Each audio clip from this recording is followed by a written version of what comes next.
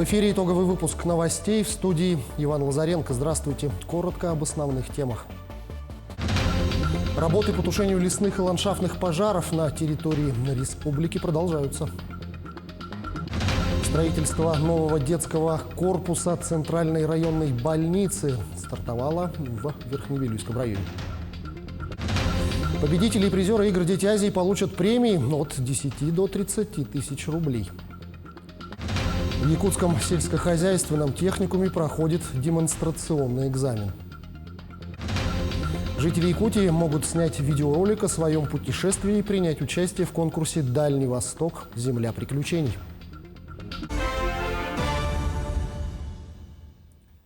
Работы по тушению лесных и ландшафтных пожаров на территории Якутии продолжаются. На сегодняшний день потушено 162 лесных пожара. Продолжает действовать 165 очагов возгорания на общей площади 465 тысяч гектаров.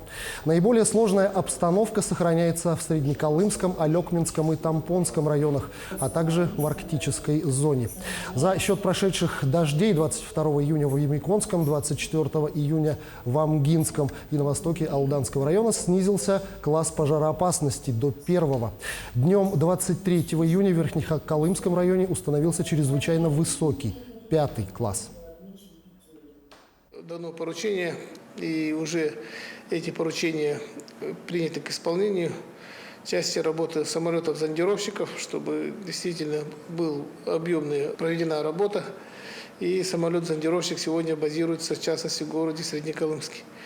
И мы ждем появления ресурсных облаков, чтобы воздействовать на данную облачность. По докладу авиалесохраны республики, участников федерального штаба, данное предложение тоже поддерживается федеральным центром.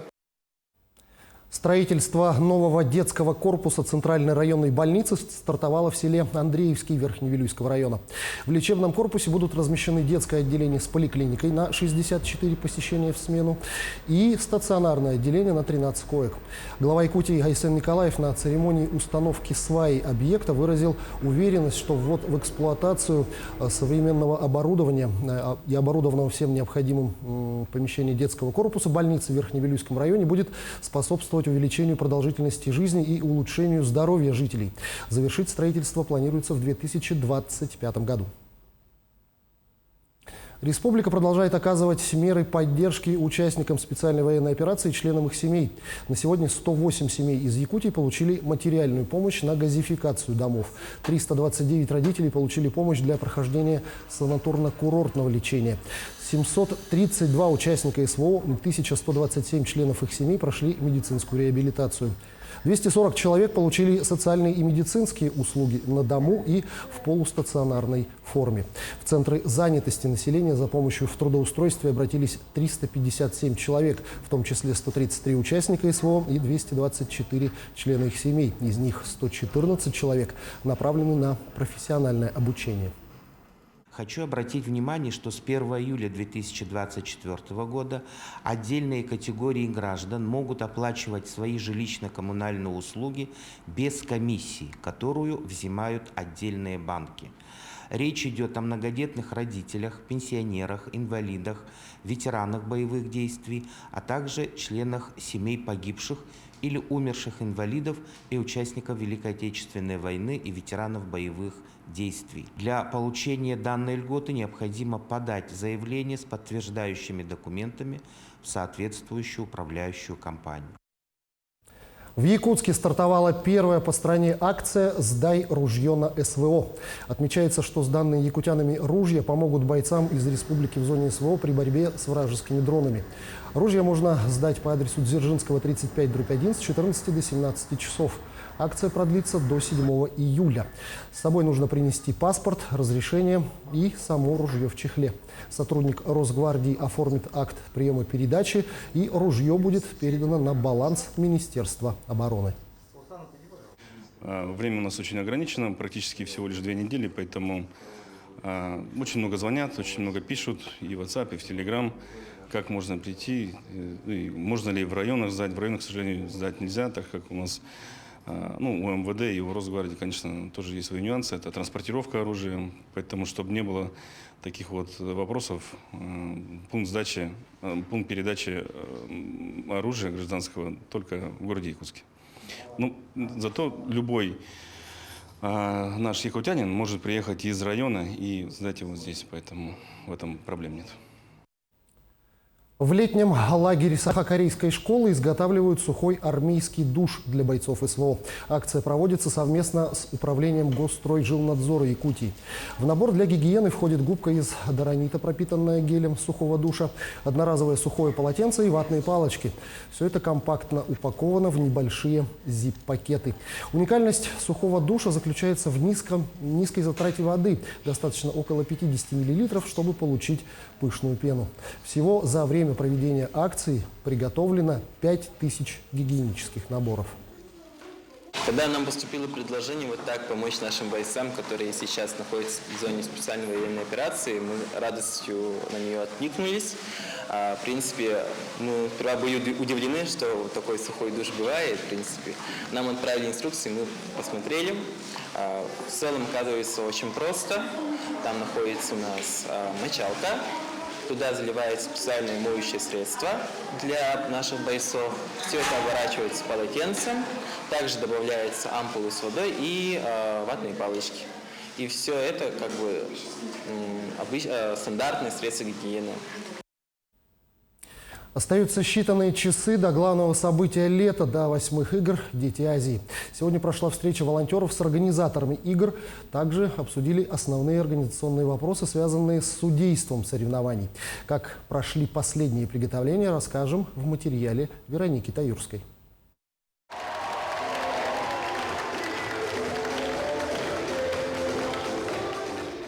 Именно так встречали каждого, кто пришел на традиционную встречу волонтеров с президентом Международного комитета «Дети Азии» Владимиром Максимовым и председателем правительства Якутии Кириллом Бычковым. На встрече присутствовали как волонтеры из республики, так и других регионов России и стран мира. Они поделились своими ожиданиями от предстоящих соревнований. Потрясающие «Дети Азии», я их очень полюбила и стараюсь на всех побывать. Что ждете от нынешних игр? Эмоции, впечатления, встреч. В 2016 году я была единственный иногородний волонтер и единственный волонтер из Казани. Очень классное мероприятие, очень рада, что приехала сюда именно в качестве волонтера, потому что это мой первый международный опыт, и, эмоции просто переполняют на самом деле. Все очень здорово, все замечательно. А волонтер чего? Волонтер атташе иностранных делегаций, я с Монголией и с Лаосом. Начиная с 1 июля будут награждать отличившихся волонтеров. Кроме этого, комитет игр учредил специальные знаки для волонтеров, для которых эти игры не первые. Это особенность в плане того, что у нас есть, к счастью, не один кандидат на вручение золотого знака. Это человек, который в 5 играх участвовал, в 5 и более играх участвовал в играх «Дети Азии», оказывал содействие для того, чтобы наши игры становились чуточку лучше. Помимо знаков будут также отмечаться лучшие волонтеры дня, лучшие волонтеры объекта. Это традиционная, скажем так, мотивировочная часть проведения игр. После встречи с волонтерами президент комитета игр Владимир Максимов провел встречу с судейской коллегией во главе с главным судьей спортивных игр «Дети Азии» Миреем Акшаловым. Присутствующие обсудили детали судейства соревнований. На встрече отметили, что на предыдущих играх в главную коллегию не было подано ни одного протеста. Все споры были решены на локальном уровне. Чтобы было справедливое судейство, чтобы побеждали только сильнейшие, потому что здесь мы должны обратить внимание, то, что здесь дети, 15-16 лет детям, это их первые старты, чтобы они не разочаровались, чтобы они, чтобы было побеждали сильнейшие, чтобы они понимали, есть справедливость, судейство, чтобы было справедливое. Всего для участия в спортивных играх «Дети Азии» в качестве волонтера было подано 4000 заявок, из которых одобрили 1900. Более 2500 спортсменов будут бороться за медали в 24 дисциплинах. Судить игры будут 724 человека. Вероника Таюрская, Чулустан Иннокентьев, Григорий Охлопков, Якутск. Действительно, игры стартуют уже совсем скоро. Участие в соревнованиях примут более 3000 юных спортсменов из 30 стран. В общей сложности для проведения соревнований будут задействованы 87 объектов Якутска, в том числе 16 для проведения самих соревнований, 25 для размещения участников, 29 объектов питания, а также объекты культурной программы. В целях обеспечения пожарной безопасности спортивных игр региональным управлением МЧС России проведен комплекс превентивных мероприятий. Привлечены силы и средства МЧС, противопожарной службы, поисково-спасательного отряда, службы спасения республики и Государственной инспекции по маломерным судам Главного управления. С 25 июня по 7 июля на территории города Якутска будут проводиться 8-й международные спортивные игры «Дети Азии». В связи с этим Главным управлением для обеспечения пожарной безопасности объектов проведения и проживания участников и спортсменов предусмотрено выставление более 20 постов, более 100 человек личного состава и около 20 единиц техники. Силы и средства Главного управления к обеспечению безопасности международных спортивных игр готовы. Ну а победители и призеры игр «Дети Азии» получат премии от 10 до 30 тысяч рублей. В сборной Якутии в спортивных играх «Дети Азии» принимают участие 119 юных спортсменов из Якутска, еще 5 в ожидании одобрения. Они примут участие в 22 видах спорта. Как сообщили в Управлении спорта и физической культуры города Якутска, за первое место юных спортсменов ждет премия в размере 30 тысяч рублей, за второе место 20 тысяч и за третье 10 тысяч рублей. Также наградят тренеров за успешные выступления их подопечных. Огнестрельная эволюция. Выставка оружия открыла свои двери для желающих узнать историю и культуру Якутии с 17 по 20 век. На ней представлена большая часть оружейной коллекции, которая хранится в музее имени Ярославского более века. О ценностях музейной выставки подробнее расскажет Тимур Колмогоров. Коллекция выставки состоит из более чем 100 экземпляров. Это ружья, но также пистолеты, револьверы и охотничье снаряжение. От коробок из-под патронов до пороховниц, без которых кремниевые ружья не обходились. Абсолютно разное состояние оружия попадает в музей, от отличных образцов, отличной сохранности, до буквально фрагментированных элементов. То есть отдельно ствол может быть, отдельно там какие-то части ложи, и так далее. Наибольшее количество коллекции музея составляет ружья с разнообразными кремниевыми замками, которые были распространены в Якутии почти 300 лет. Такие вот ружья появились, наверное, в конце 17-го, начале 18 века и пользовались в отдаленных районах Якутии, там где-то глубоко на севере, наверное, до середины 20 века. И это чисто утилитарное оружие охотника-промысловика. Гладкоствольное и нарезное, фитильное и капсульное, как местного производства, так и зарубежного. В музее представлено порядка 20 винтовок разных эпох, одной из которых является немецкое трехствольное ружье, принадлежавшее когда-то советскому герою-снайперу Федору Матвеевичу Охлопкову. Его часто дарить любили, очевидно, Федору Матвеевичу его тоже подарили в свое время. Производилось в основном в Германии. Там наиболее известные фирмы работали, изготовители типа Зауэр. Представляет оно собой универсальное ружье, 2 ствола из которых гладкоствольные и одно нарезное. Якутия – охотничья страна. Каждый, кто из года в год рыбачит и охотится на уток, не мог пропустить одну из частей истории Якутии – данную выставку. Так, Александр посетил ее из личного интереса, так как сам охотится на протяжении порядка 40 лет. Меня интересует старые ружья. Очень сложный механизм. В то время с них даже охотиться было трудно, наверное. С этими ружьями, я не знаю, например, на хищного зверя, на вовщик, на сакатых, как они охотились. Скорострельность там очень малая. И сейчас с современными ружьями даже трудно охотиться на хищных зверей. Коллекция оружия музея позволяет проследить оружейную эволюцию от момента появления огнестрела на территории Якутии до рубежей 20 века и легендарных охотничьих ружей Ижевского оружейного завода. Выставка не оставит равнодушными любителей не только оружия, но и интересующихся историей родного края. Тимур Калмугоров, Аэлита Махно, Якутск. Проверка знаний на практике. В Якутском сельскохозяйственном техникуме проходит демонстрационный экзамен. Студенты выполняют практическое задание в условиях реальных или смоделированных производственных процессов. Подробнее в следующем материале. Демонстрационный экзамен является одной из форм государственной итоговой аттестации для студентов СПО.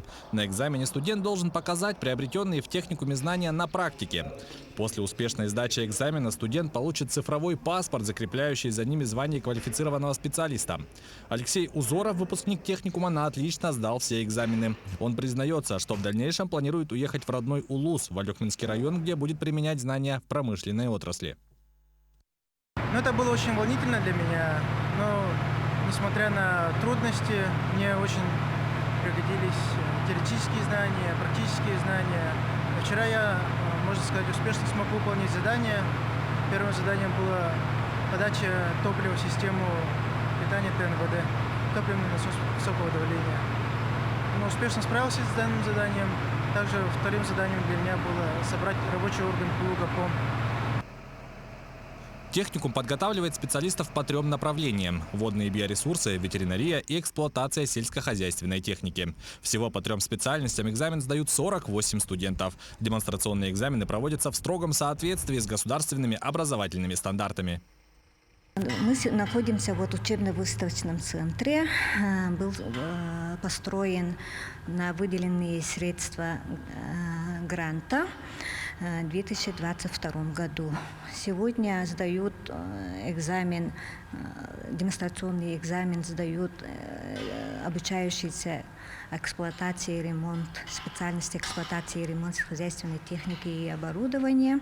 За всем процессом сдачи экзаменов наблюдает специальный эксперт. Он обеспечивает соблюдение всех требований к процедуре проведения демонстрационного экзамена.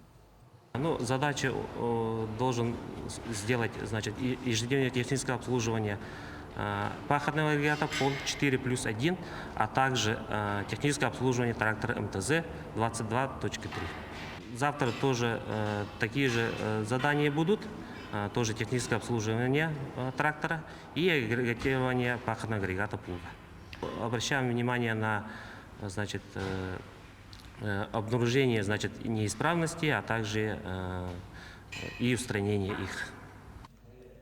Поскольку демонстрационный экзамен является формой государственной итоговой аттестации, то успешная сдача экзамена дает право студенту на получение диплома об образовании, а также цифрового паспорта. Паспорт дает возможность потенциальным работодателям оценить профессиональные качества выпускника и принять решение о приглашении его на работу. Юрий Осипов, Аман Отов, Станислав Потапов, Якутск. Прошло торжественное закрытие медиафестиваля «Лето в кадре». Мероприятие дало возможность проявиться талантам юных кинорежиссеров и блогеров. Ученики школ города сняли и представили свои проекты на фестивале, после чего побывали на торжественном награждении. Дети своими усилиями сняли короткометражные фильмы за установленное время. Ошеломительный успех их работ дал им возможность участвовать не только в якутских творческих фестивалях, но и на всероссийском конкурсе в Москве. Творчество у детей яркое, некоторые их сюжеты трогают за живое. В таком конкурсе я участвую впервые, но я с моей работой уже участвовала во всероссийском конкурсе, заняла призовое место, выезжала на награждение в Москву. Этот фильм, он рассказывает о школьнике, очень одиноком, который нашел свое призвание в военно-патриотическом клубе, вступив в движение «Юнармия». Он нашел себе друзей, семью и, скажем так, свой дом. На конкурсе видеопроектов принимали участие дети от 4 до 17 лет.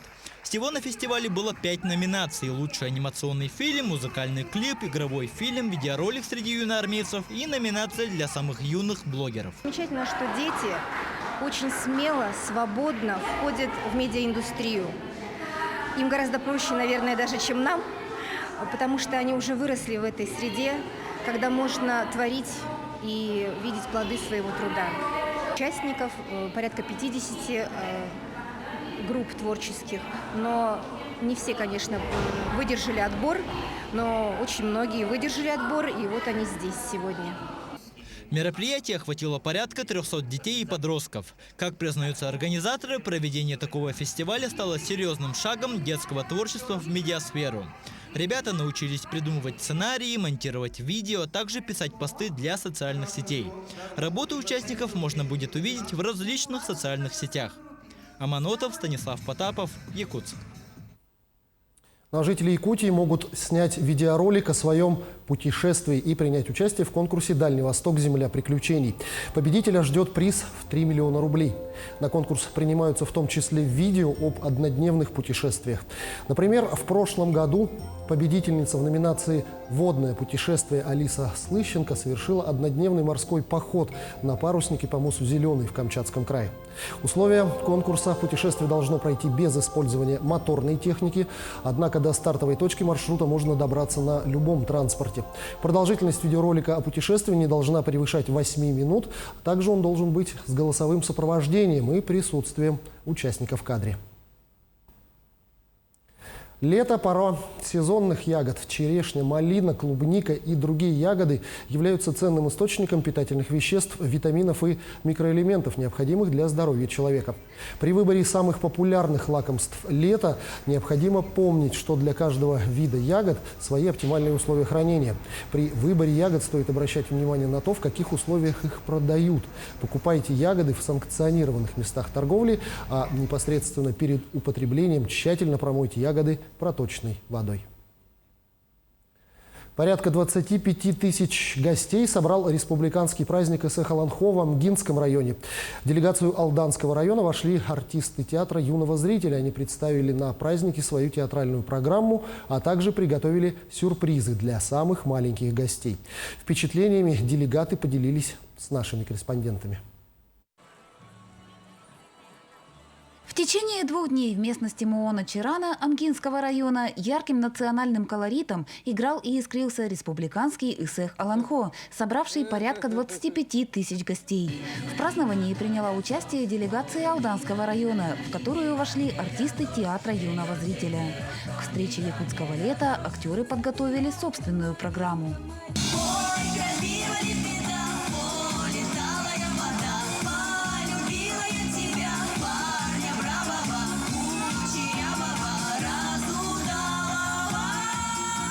Мы представляли русскую культуру, показывали русский фольклор. Всем, конечно же, очень понравилось, чему мы очень рады, потому что нам все подпевали, все аплодировали. Очень многие знают русские песни, и это было прям здорово. Официальная программа республиканского праздника Эсэх-Аланхо включила порядка 90 событий и мероприятий. В этом году ее составляющей частью впервые стала русская народная культура.